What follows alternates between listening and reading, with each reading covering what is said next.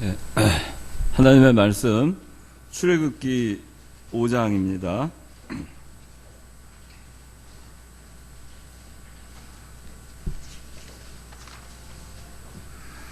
출애굽기 5장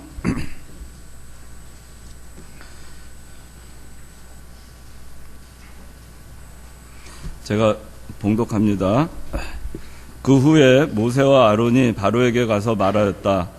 여호와 이스라엘 하나님께서 말씀하시기를 내 백성을 보내라. 그들이 나를 위해 광야에서 절기를 지켜야 할 것이다 라고 하셨습니다. 바로가 대답하기를 여호와가 누구인데 내가 그의 목소리를 듣고 이스라엘을 보내겠느냐. 나는 여호와를 알지 못하니 이스라엘을 보내지 않겠다 하므로 그들이 말했다. 히브리 사람들의 하나님께서 우리에게 나타나셨습니다. 우리가 광야로 사흘 길을 가서 여호와 우리 하나님께 제사를 드리도록 허락해 주십시오. 그렇지 않으면 여호와께서 우리를 전염병이나 칼로 치실 것입니다. 이집트 왕이 그들에게 말하기를 모세와 아론아 너희가 어찌하여 백성으로 일을 하지 못하게 하느냐. 가서 너희 일이나 하여라 하고 또 말했다. 보아라, 이제 이 땅의 백성이 번성하였는데 너희가 그들의 노역을 중단시키려 하는구나. 바로가 그날 백성의 감독관들과 작업반장들에게 명령하여 말하였다. 백성이 벽돌 만드는 짚을 이전처럼 주지 말고 그들이 가서 스스로 짚을 모으게 하여라. 그러나 그들이 전에 만든 벽돌 수요대로 만들도록 하고 그것을 줄이지 마라.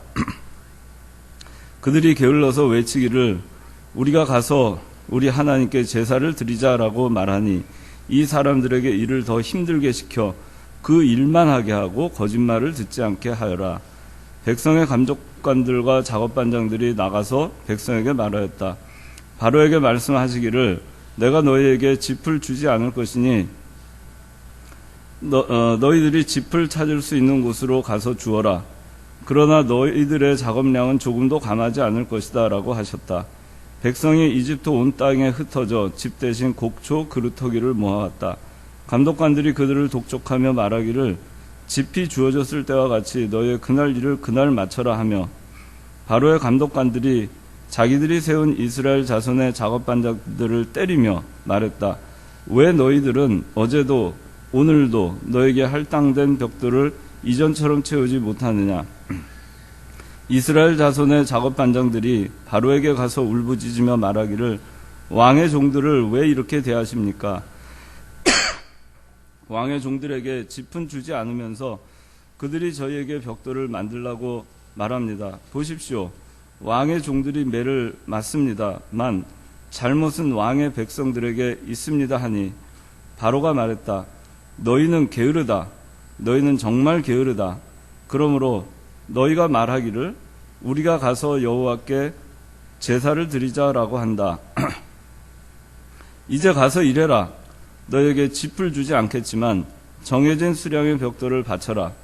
이스라엘의 작업반장들은 너희가 매일 만들어야 할 벽돌 수량을 줄이지 마라 하는 말을 듣고 자신들이 공격에 빠졌음을 알았다. 그들이 바로에게서 나올 때에 그들을 기다리고 있는 모세와 아론을 그들이 만났다. 그들이 모세와 아론에게 말하기를 여호와께서 당신들을 보시고 심판하시기를 바랍니다. 당신들이 우리를 바로의 눈과 신하들의 눈에 혐오스러운 것이 되게 하고 우리를 죽이도록 그들의 손에 칼을 주었습니다 하였다. 기도하겠습니다.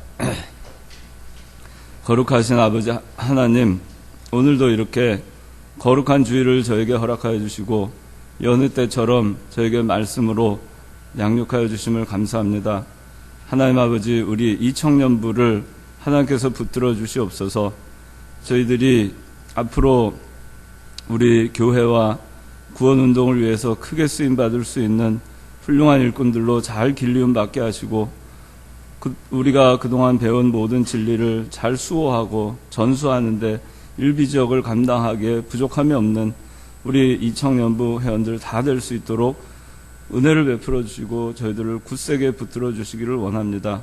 오늘 이 시간도 하나님께서 주시는 말씀을 통해서 저희가 힘을 얻고 세상에 나가서 담대하게 살아갈 수 있도록 은혜 베풀어 주시옵소서. 예수님 이름으로 기도하옵나이다. 아멘. 예, 오늘은 출애굽기 5장에 있는 말씀인데, 오늘 말씀의 제목은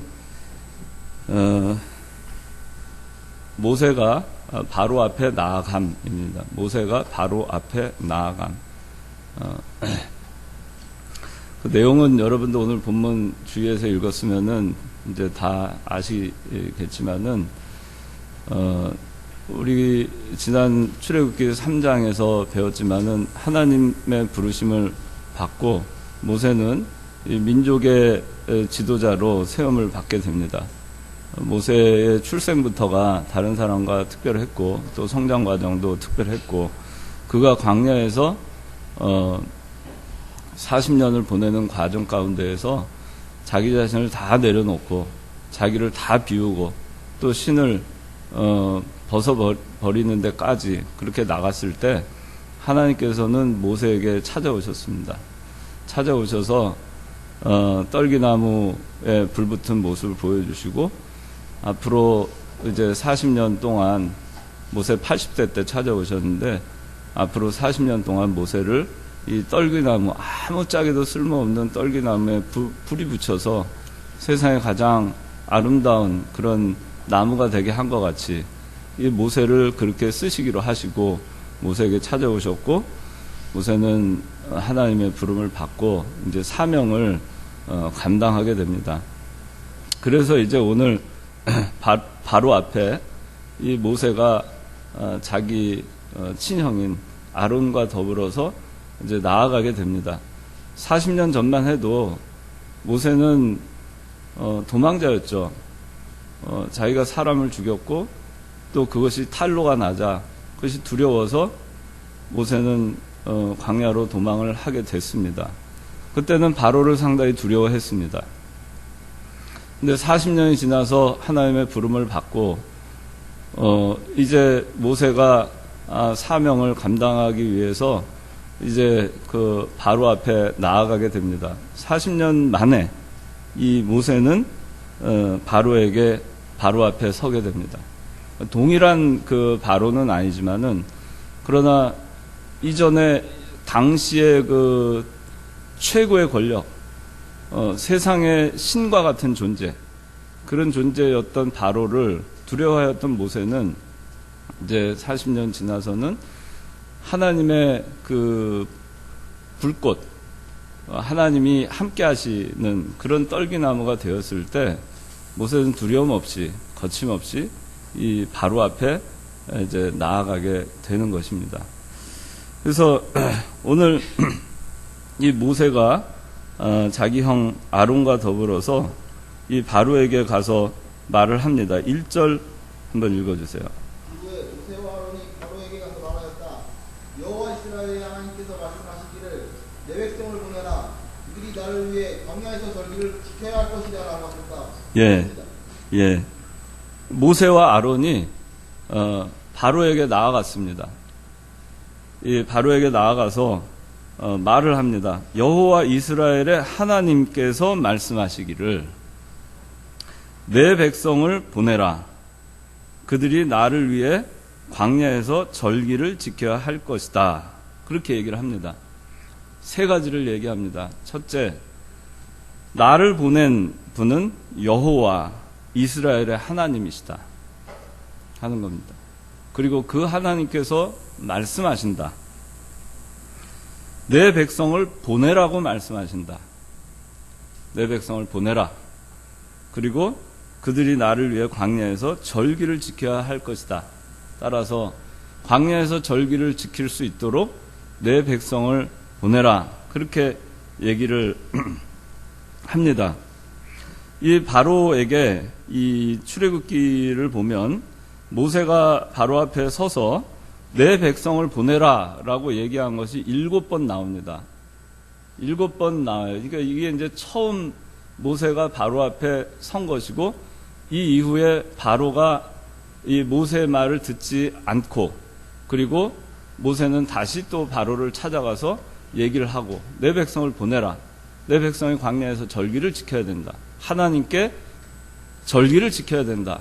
그러니까 내 백성을 광야에 나갈 수 있도록 보내다오. 그 얘기를 7번을 합니다. 근데 7번을 하는 과정 중에 그 10가지의 재앙이 나타나게 됩니다. 그 10가지의 재앙을 다 거친 후에, 그리고 모세가 내 백성을 보내라 이런 얘기를 10가지의 재앙이 다 마칠 때까지 7번을 했는데, 7번의 얘기를 듣고서야, 그제서야 바로는 굴복을 합니다. 그 전에는 내 백성을 보내라, 내 백성이 나를 위해서 광야에서 절기를 지켜야 한다라고 여호와 하나님께서 말씀하셨다 하는 것을 귀뚱으로도 듣지 않았던 바로가 7번 모세가 얘기를 하고, 그리고 10가지의 재앙을 겪은 다음에서야 그가 낮아졌어요. 그가 자기가 아무것도 할 수 없는 존재이고, 자기가 세상의 신이라고 생각했지만 여호와 하나님과 비교할 수 없는 존재라는 것을 그제서야 깨닫고, 그리고 굴복을 하게 됩니다. 그렇게 되기까지 얼마나 많은 것을 이 바로가 잃었는지, 또 이 애굽에 사는 백성들이 얼마나 많은 손해를 받는지 모릅니다. 그래서 우리에게도 하나님께서 이렇게 오실 때가 있어요. 나는 여호와 하나님이다. 내 백성을 보내라. 그들이 나를 위해 광야에서 절기를 지켜야 된다. 우리에게도 똑같이 하나님께서 말씀하실 때가 있어요. 왜냐하면 우리가 바로와 같이, 바로는 세상을 상징하는데, 바로와 같이 세상에 두 발을 디디고 서 있으면서 세상과 짝하여 갈 때, 그러면서 하나님의 말씀을 어기고 나갈 때, 나는 여호와 하나님이다. 내 백성을 보내라. 거기서 절기를 지켜야 된다. 그렇게 우리에게 말씀을 하실 수가 있어요. 예수 믿는 사람들에게 있어서 가장 중요한 것은 절기를 지키는 것입니다. 이스라엘 백성들에게 있어서 가장 중요한 것은 절기를 지키는 것입니다. 절기를 지킨다는 것은 하나님을 섬기는 것입니다. 광야에 나가서 절기를 지키겠다고 하는 것은 세상과 같은 애굽에서 벗어나서 자유를 누리면서 광야에서 자유롭게 하나님 아버지 앞에 경배하고 무릎 꿇고 하나님 아버지 앞에 부복하면서 하나님을 누리고, 그 속에서 안식을 하고 하나님과 교제하며 생수를 마시는 시간을 갖는, 그것이 바로 절기를 지키는 것입니다. 여러분들이 주일날 와서 예배를 드리는 것도 절기를 지키는 것이고, 여러분들이 하나님 말씀 안에 하나님과 교제하면서 하나님을 경배하는 생활을 하는, 그것이 절기를 지키는 것입니다. 우리가 하나님을 떠나서 절기를 지키지 아니할 때, 애굽에 우리가 두 발을 디디고 있으면서 광야에 나가서 우리가 하나님을 정말 찾고 하나님과 더불어서 하나님을 누리면서 그 누림 속에서 우리가 안식을 해야 되는데, 그것을 우리가 소홀히 할 때 하나님께서 똑같이 바로에게 모세를 보내셔서 말씀하신 것 같이, 나는 여호와 하나님이다. 절기를 지켜라. 우리에게도 물어보시는 겁니다.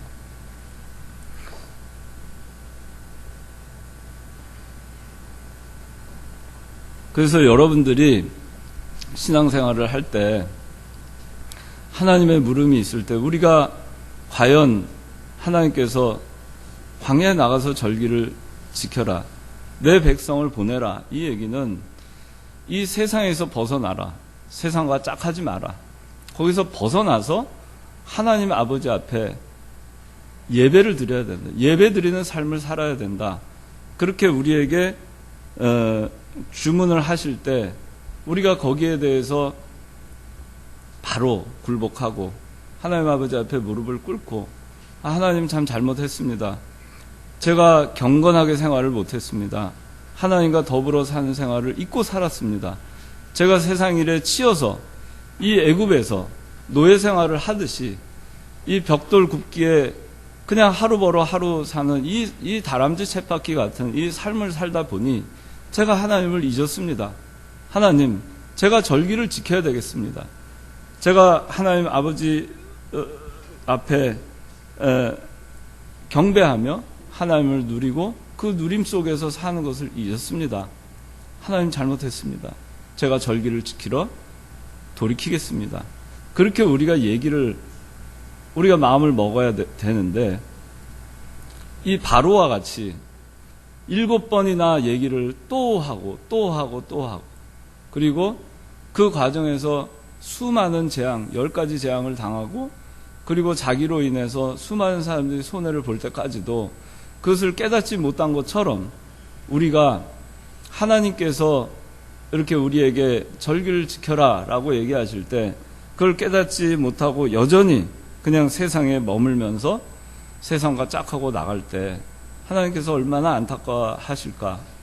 그리고 그렇게 할 때 또 하나님께서 여러분들을 깨우치시려고 이렇게 여러 가지 어려움을 주시고, 그걸 통해서 연단을 시키시고 하나님을 되찾게 하려고 그렇게 하실 때, 결국에는 다 잃기 전까지 계속 자기 방식을 고집하고 자기 뜻대로 그렇게 살아가려고 고집을 하다가 마지막 순간에서야 다 잃어버리고 정말 천부여 의지 없어서 손들고 갑니다 하는 그런 우리가 돼서는 안 되겠어요.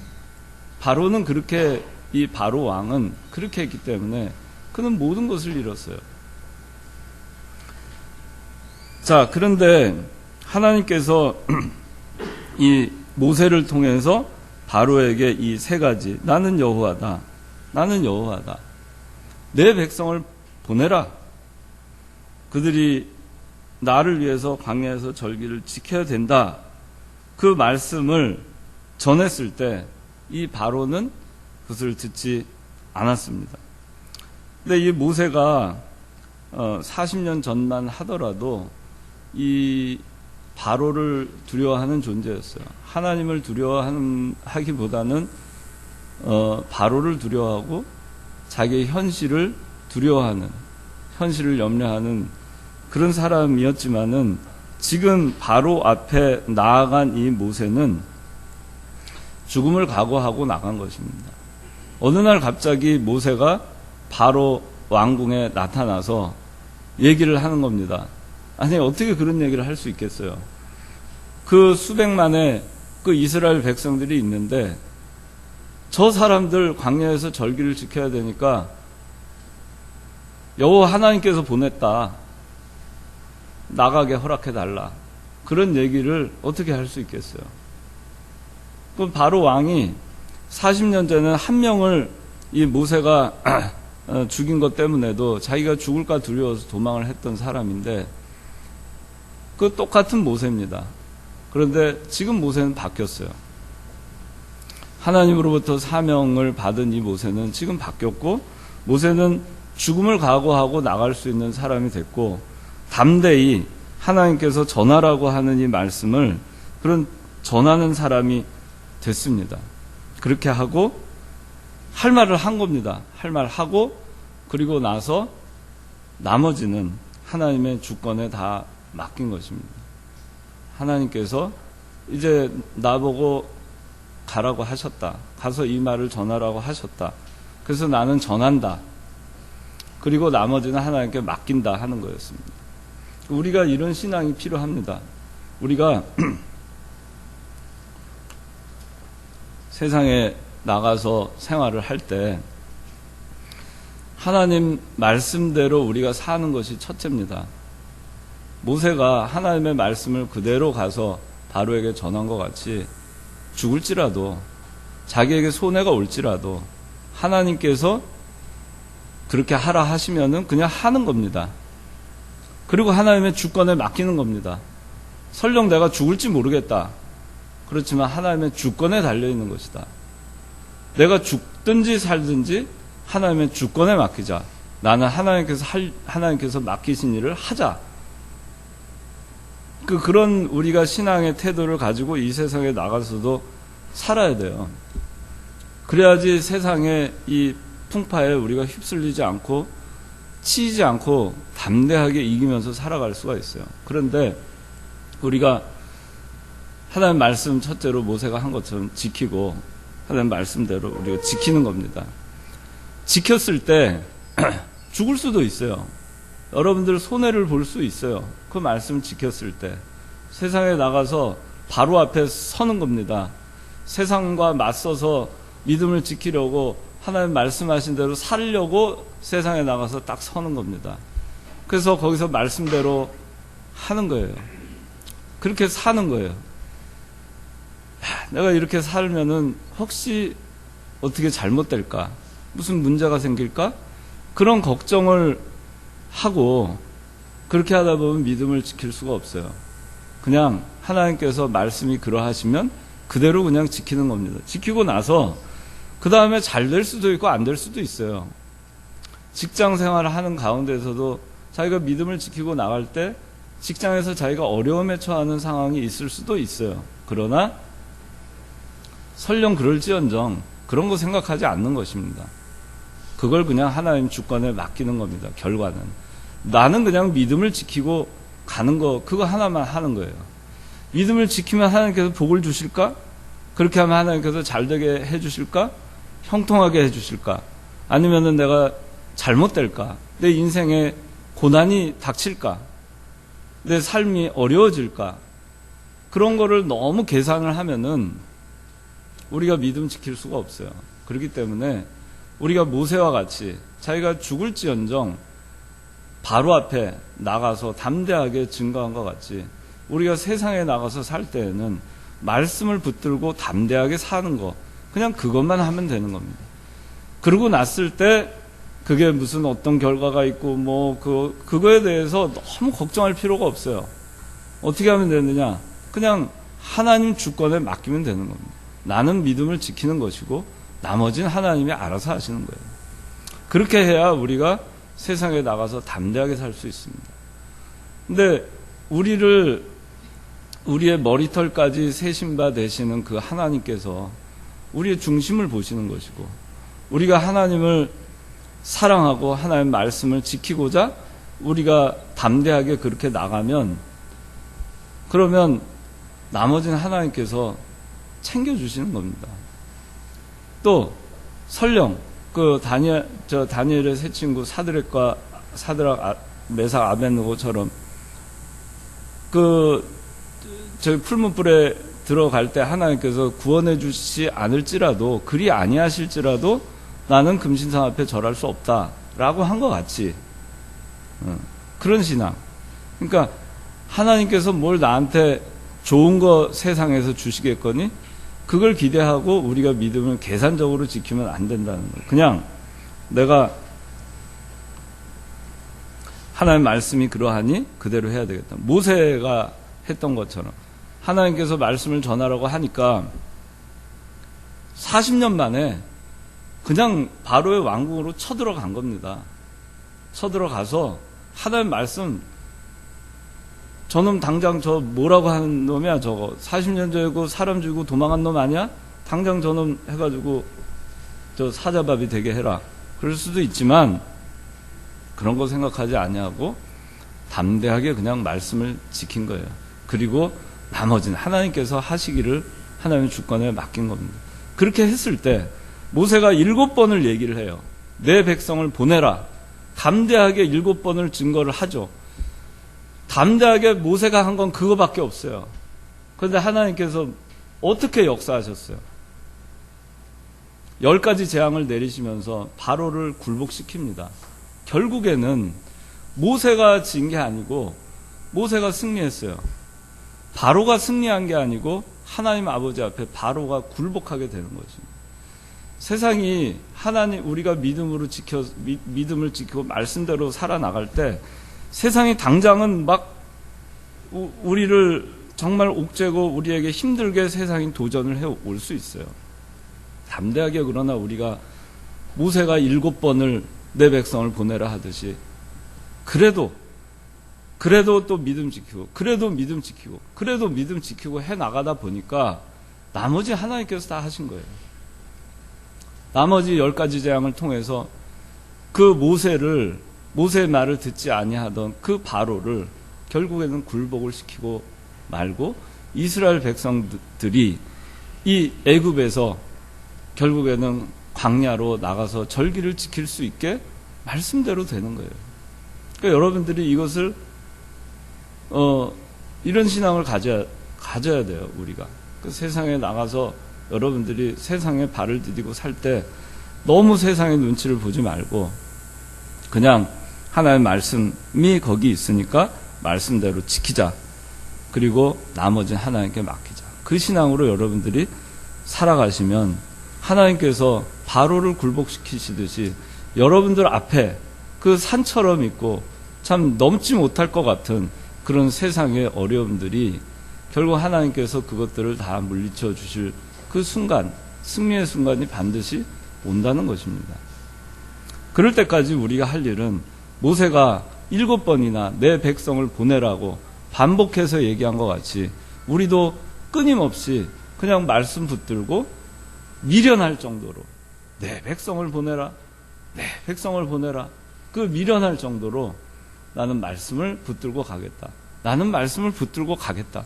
나는 말씀을 붙들고 가겠다.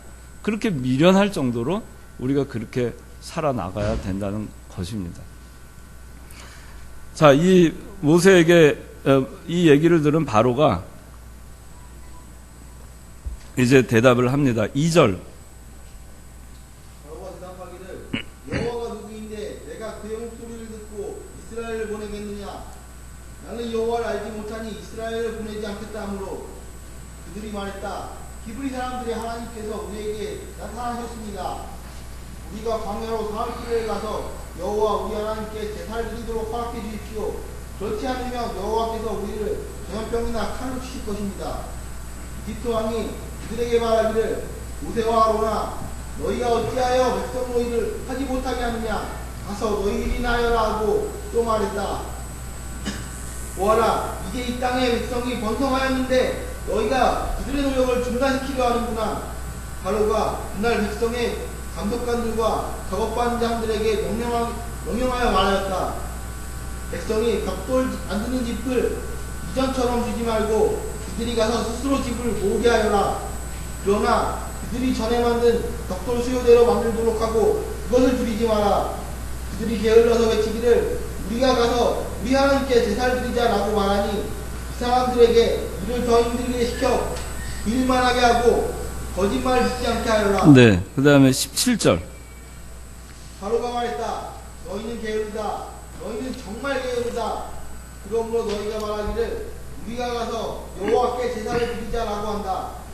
이제 가서 이래라. 너희에게 집을 주지 않겠지만 정해진 수량의 벽돌을 바쳐라. 네, 됐어요. 바로가 대답한 말들입니다. 세 가지로 요약할 수 있어요. 첫째는 여호와가 누구냐 하는 겁니다. 이 바로가 한 말 세 가지 우리요. 첫째는 여호와가 누구냐. 그 다음에 두 번째는 17절에 너희는 게으르다. 너희는 정말 게으르다. 두 번째는 게으르다 하는 겁니다. 세 번째는 18절에 이제 가서 이래라. 너에게 짚을 주지 않겠지만 정해진 수량의 벽돌을 바쳐라. 고역을 더해라. 이 세 가지를 바로가 모세의 얘기를 듣고 답변을 합니다. 여호와가 누구냐? 하나님과 상관없는 그런 삶을 살고 있는 이 바로는 당시에 세상의 최고 권력이고 또 세상의 신이에요. 그러니까 자기가 세상의 신이기 때문에 하나님을 알 수가 없었죠. 여호와가 누구냐? 여호와를 인정하지 않았습니다. 여호와 하나님을 인정하지 않았어요. 그 두 번째는 이 절기를 지키러 나가겠다는 이스라엘 백성들에 대해서 게으르다고 판단을 합니다. 게으르다고 얘기를 합니다. 그리고 세 번째는 고역을 더해라 라고 명령을 합니다. 이 바로가 여호와가 누구냐라고 얘기를 하고 이스라엘 백성들이 그 당시에 람셋이라고 하는 그 피라밋을 건축을 하고 있었는데 그거를 건축을 할 때 그 벽돌을 짚을 이렇게 다 잘라서 그렇게 해서 넣어서 그 벽돌을 구워서 그걸로 쌓았어요. 근데 그동안에는 벽돌을 굽기 전에 집 재료를 갖다가 다 공급을 해줬어요. 공급을 해줬는데 이제는 그걸 이제 중단하게 된 겁니다. 중단하고 그 짚을 너희들이 알아서 구해오고 그 다음에 그동안에 너희들이 하루 종일 해 뜰 때부터 해 질 때까지 그렇게 힘들게 벽돌 굽기를 해왔던 이 사람들에게 어떻게 했냐면은 그동안 지푸라기라도 공급해서 해줬는데 그 지푸라기도 너희들이 재료를 구해와서 그 일도 너희가 하고 그 다음에 벽돌을 매일 굽던 그 양도 그대로 이행해라. 그리고 그걸 하지 않았을 때는 이 백성들을 때렸어요. 여기 14절 한번 읽어주세요. 바로의 감독관들이 자기들이 세운 이스라엘 자손의 작업반장들을 때리며 말했다. 왜 너희들은 어제도 오늘도 너희에게 할당된 벽돌을 이전처럼 세우지 못하느냐. 예. 이 채찍으로 때리면서 이 이스라엘 백성들을 학대하고 고역을 강화하게 됩니다. 어떻게 보면은 이 모세가 하나님의 말씀대로 이렇게 했다가 어떻게 보면 자기가 사랑하는 이스라엘 백성들에게 더 화가 미치게 된 겁니다. 결과가 더 좋은 결과가 나오지 않았어요. 더 나쁜 결과가 나왔습니다. 바로는 여호와가 누구냐 이렇게 얘기를 합니다. 이 지푸라기를 주지 않으면서 이스라엘 백성들을 바로는 괴롭히고 하나님을 무시하고 모욕하고 자신이 하나님인 것처럼 그렇게 아나무인으로 이 바로는 행동을 했지만은 결국에는 어떻게 되죠? 이 바로가 자기가 지푸라기를 가지고 이스라엘을 했지만은 결국에는 하나님 아버지 앞에 10가지 재앙을 다 당한 다음에 하나님 아버지 앞에 지푸라기만도 못한 존재로 전락하고 말았어요. 하나님을 대적하게 되면 자기가 처음에는 세상의 신과 같은 무소불위의 권력을 가지고 있다 하더라도 하나님을 대적하고 하나님을 모른다 하고 하나님을 무시하고 하나님을 모욕하면 반드시 이렇게 하나님의 심판을 받게 된다는 겁니다. 그 심판을 받는 과정 중에도 잘 몰라요. 마침내 심판을 받고 더 이상 어떻게 할 수 없을 그 지경에 가서야 모든 걸 다 잃고 나서야 그제서야 이제 자기 지푸라기 같은 존재가 되고 그리고 이스라엘 백성들을 보내지 않아요? 하나님을 대적하게 되면 이와 같은 상황이 됩니다. 여호와가 누구냐?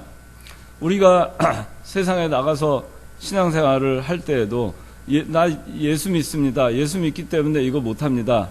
그러면 그렇게 말하는 사람 있죠. 여호와가 누구냐? 라고 말하듯이 우리에게 하나님을 무시하고 예수 믿는 사람 무시하고 그렇게 하는 사람들 있죠. 또 요새는 특히 그 기독교가 사회적으로 참 비판을 많이 받아요.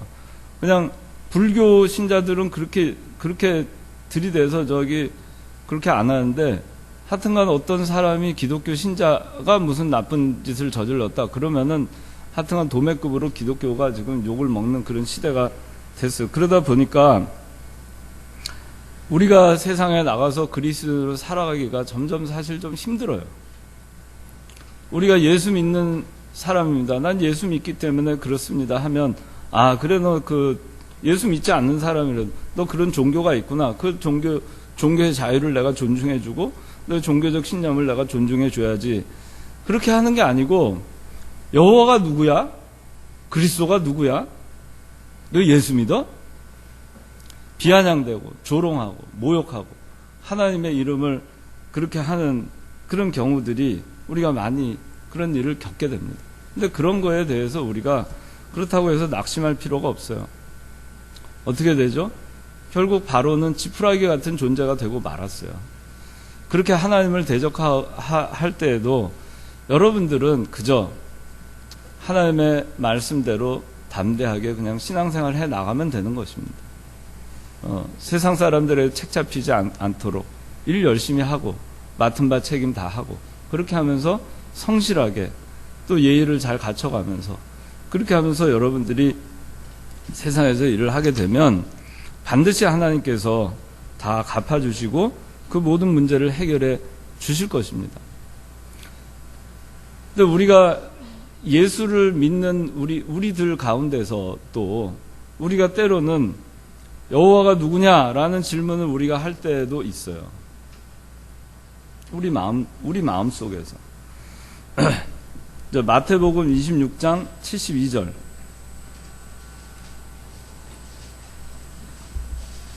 베드로가 맹세하며 다시 부인하여 나는 그 사람을 모른다라고 하였다. 잠시 후에 곁에 서 있던 자들이 다가와서 베드로에게 말하기를 정말 당신도 그들에게 속한 자다. 당신의 말씀을 들어보니 확실하다 하니 베드로가 저주하며 맹세하기를 시작하여 나는 그 사람을 모른다라고 하자 곧 닭이 울었다. 예, 요한복음 21장 4절.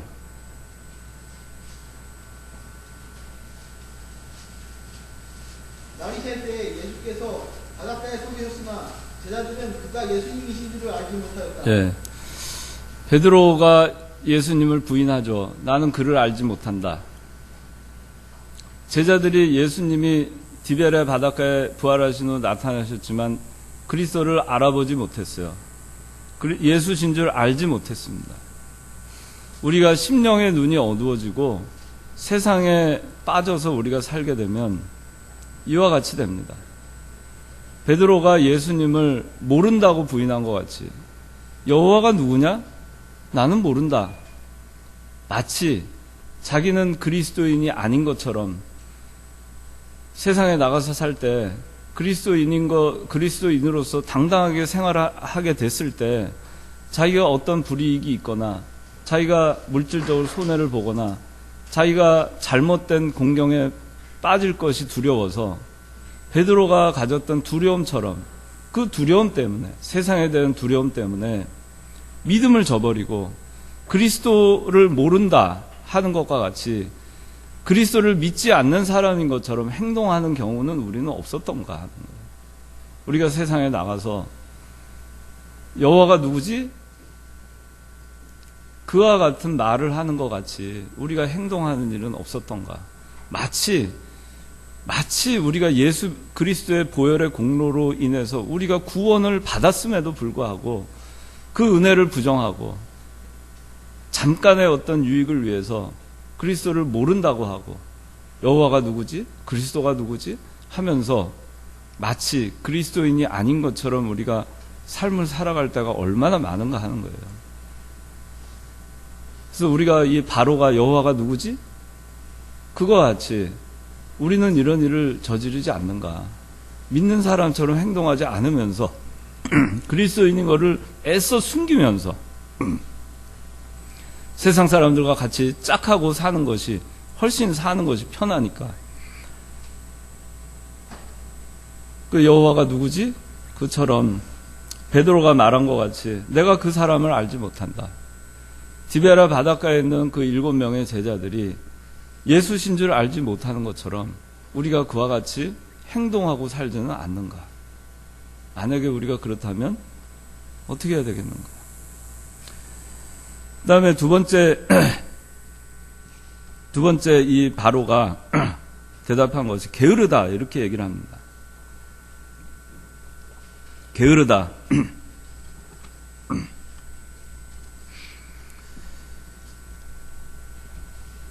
여러분들이 세상에 나가서 신앙생활을 하잖아요.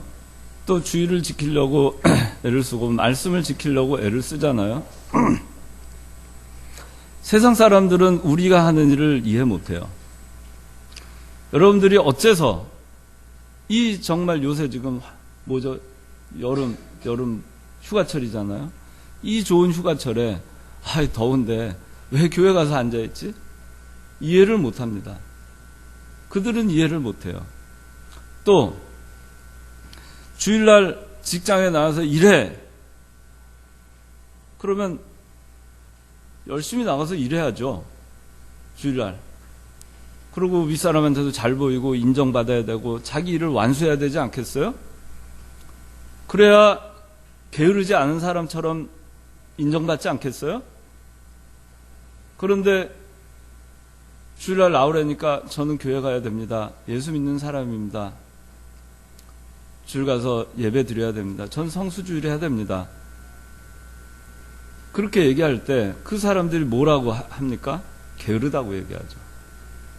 참, 저렇게 답답하게 살아가지고, 아니 나도 예수 믿는 사람인데 아휴 저렇게 유별나게 예수 믿어가지고 아니 어떻게 사회생활을 하려고 그래? 아니 저래가지고 어떻게 저기 앞으로 저 승진도 하고 먹고 살려고 해? 그런 비난의 소리들이 들립니다. 마치 바로가 모세에게 또 이스라엘 백성들에게 게으르다, 정말 게으르다 이렇게 얘기한 것 같이 우리도 똑같은 얘기를 들을 수 있어요. 근데 이 똑같은 얘기 듣는 거를 우린 기뻐해야 됩니다. 그 사람들이 우리가 주일 지키느라고 우리가 말씀 지키느라고 그들과 같이 행동하지 않을 때 우리 보고 비난하는 소리가 바로 게으르다고 얘기하는 것과 같은 거예요.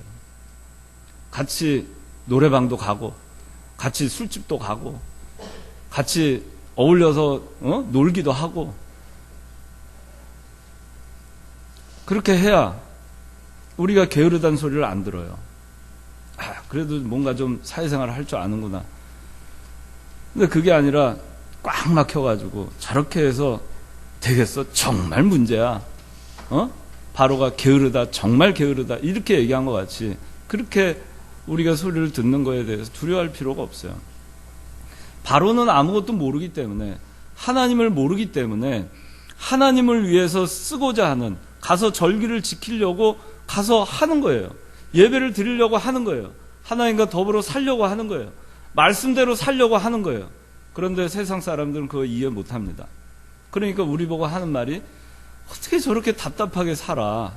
아니 종교는 자기만 가지고 있어? 불교 신자들은 안 그렇던데. 그리고 딴 교회 사람들은 안 그렇던데. 쟤는 뭐 무슨 이상한 데 다니나? 그 비난의 소리들이 뭐냐면은 게으르다고 얘기하는 소리를 하는 거예요. 우리는 게으른 게 아닙니다.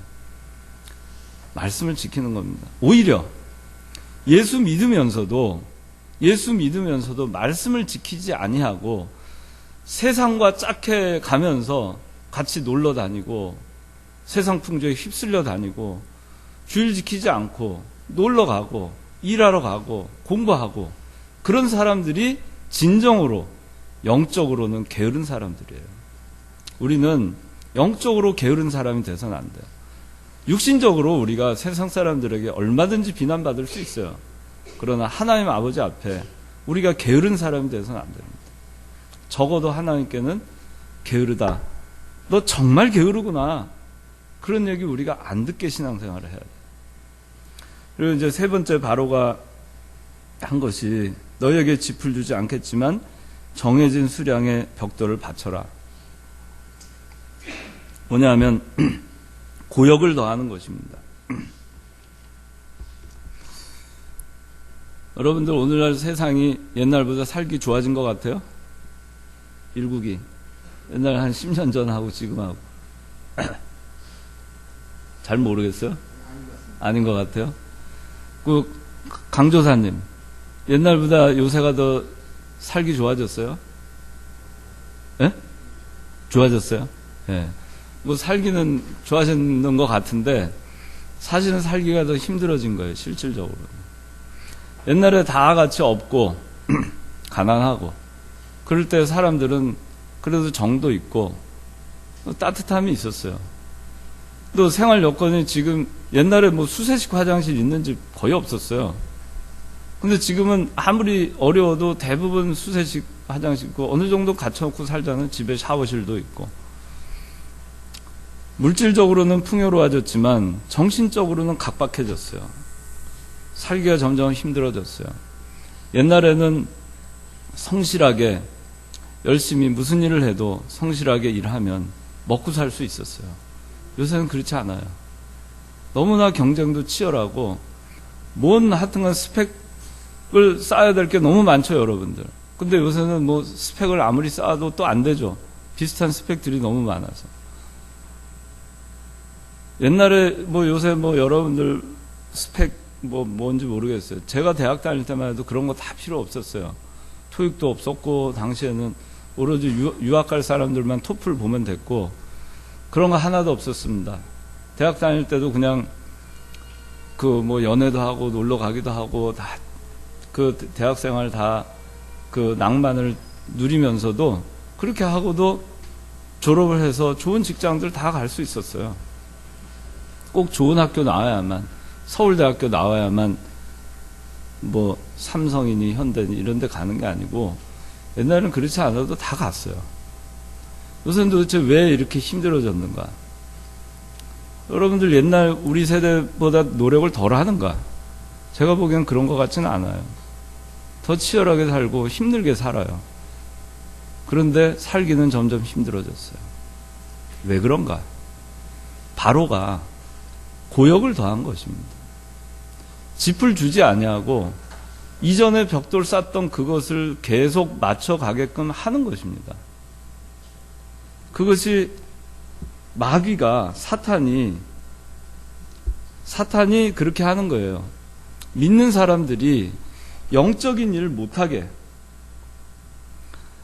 믿는 일 잘 못하게 세상 일을 점점 쪼아놓는 겁니다. 옛날엔 꼭 주일날 나가서 일을 하지 않아도 먹고 사는데 지장 없고, 요새는 너무 치열해졌잖아요. 1년 360일 쉬는 날이 없잖아요. 공장들은 1년 360일 24시간 돌아가고 있잖아요. 얼마나 세상이 치열해졌어요. 그러니까 고역을 가중하는 것입니다. 제가 지난번 뭐 하나 예를 들어서 얘기하면은 이전에도 얘기를 했는데, 제가 하는 일 가운데 하나가 뭔가 이렇게 어디와 협의를 해서 계약을 하고 일을 집행하고 이런 일을 이제 하는 일 중에 그런 일이 있는데, 옛날에 제가 한 15년 전만 해도 그때는 이메일이 없었어요. 1999년도는 이메일이 없었습니다. 없어가지고 어떻게 했냐면은 텔렉스라고 하는 게 있었어요. 텔렉스 모르죠? 텔렉스라고 하는 게 있었고 팩스 있었어요. 그래서 어떻게 했냐면은 그 계약서 뭐 몇십 페이지 되는 계약서에 대해서 이렇게 어느 외국에 있는 나라하고 만약에 협의를 해서 계약서를 만들면 계약서 초안이 옵니다. 그러면 거기 다 그 협의를 해가지고 전화로 협의하고 반영을 다 해요. 그런 다음에 그것을 어떻게 하냐면은 우편으로 보냅니다. 우편 보내면은 그 사이에 놀잖아요. 그래서 딜리버리 하는데 가는 시간 거기서 또 검토해서 오늘 한 2주, 최소한 2주, 3주 걸려요. 2주, 3주는 좀 여유가 있어요. 근데 요새는 어떤지 아세요? 하면은 바로 그 마이크로소프트 워드에 마크업을 해요. 다 레드라인으로 마크업을 바로 하고 바로 보내고 저기서 또 바로 와요. 쉴 틈이 없어요. 일의 분량이 옛날보다 훨씬 많아졌어요. 그걸 처리를 해야 돼요. 그러니까 정신적으로 우리가 고요한 가운데에서 하나님을 찾고 성경을 읽고 기도 생활을 하는 것을 마귀가 못하게 하는 거예요. 그래서 고역이 있는 것은 이 마귀가 영적인 일을 못하게 하고 세상 살기 점점 힘들게 그렇게 해서 우리로 하여금 하나님께 절기를 지키러 가지 못하게 하려고 하는 거예요. 너희들이 게을르다. 아니, 언제 시간이 있어? 언제 예배 드릴 시간이 있어? 언제 성경 볼 시간이 있어? 언제 기도할 시간이 있어? 지금 바쁜데. 계속 고역을 더 해. 기도 하루에 30분 해? 저거 기도 하루에 5분밖에 못하게 더 일을 많이 줘. 계속 그렇게 끌고 가는 거예요.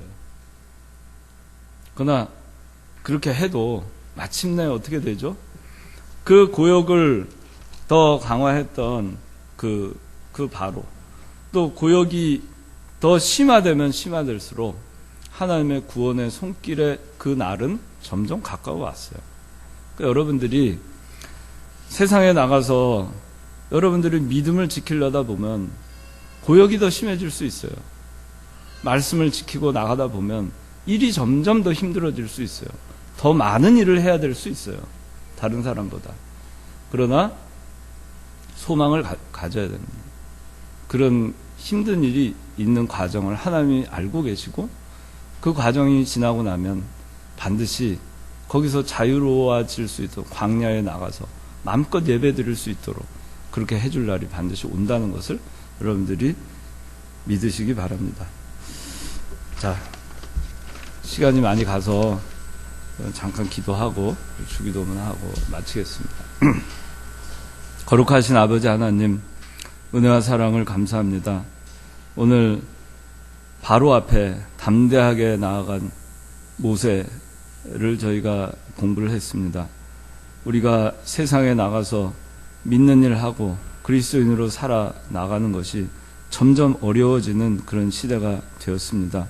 우리가 신앙생활을 하는 것을 게으르다 하고 우리가 신앙생활을 못하게 하도록 점점 세상 살기가 각박해지고 어려워지는 가운데 있습니다. 하나님 아버지, 이러한 가운데서도 저희가 소망을 가지고 담대하게 믿음을 지켜나가며 저희가 하나님 말씀이 거기 있음에 우리가 그저 말씀을 지킵니다 하고 그 말씀을 또 지키고 또 지키고 또 지키고 그렇게 나감으로써 결국에 만능의 하나님께서 모든 것을 다 꺾어주시고 또 세상의 모든 그런 잘못된 것을 다 꺾어주신 것처럼 저희가 그 만능의 하나님에 대한 소망을 가지고 믿음으로 저희가 나아가며 모든 것 나머지 하나님 주권에 맡기는 신앙으로 살아갈 수 있도록 은혜 베풀어 주시옵소서. 이 모든 말씀 예수님의 이름으로 기도드리옵나이다. 아멘.